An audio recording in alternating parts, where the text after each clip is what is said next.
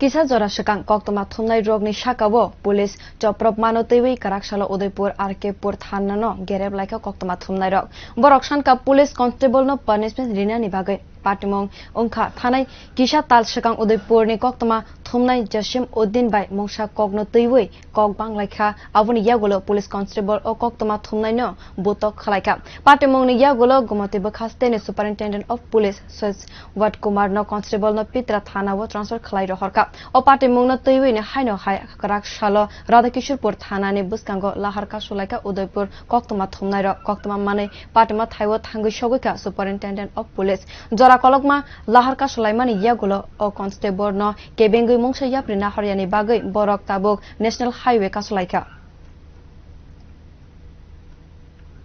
প্রথমে জানিয়েছি উদয়পুর একজন কর্তব্য সাংবাদিক গত 16 আগস্ট আক্রান্ত হয়েছিলেন বিষয়টি এসপি নগর আমরা নিয়েছিলাম এসপি বিজিও আক্রান্ত হওয়ার পর কোনো পদক্ষেপ নেননি বাধ্য হয়ে আজকে আমরা সকাল 11টা থেকে আরকিপুর পিএসের সামনে পদব্রতে বসি সেখানেও 1.5 ঘন্টা অবরোধের পর তাদের কানে যায়নি বিষয়টি আমরা বাধ্য হয়ে এখন উদয়পুর নেতাজি সুভাষ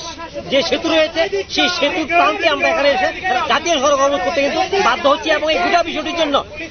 পুলিশ প্রশাসন দায়ী এবং তারা এই বিষয়টি কোনো প্রকারের কোনো উদ্যোগ নেয়নি সাংবাদিক আক্রান্ত হওয়া সত্ত্বেও স্বাভাবিক কারণে আমরা বাধ্য হয়ে কিন্তু আজকে বলছি এর জন্য সাধারণ জনগণের যে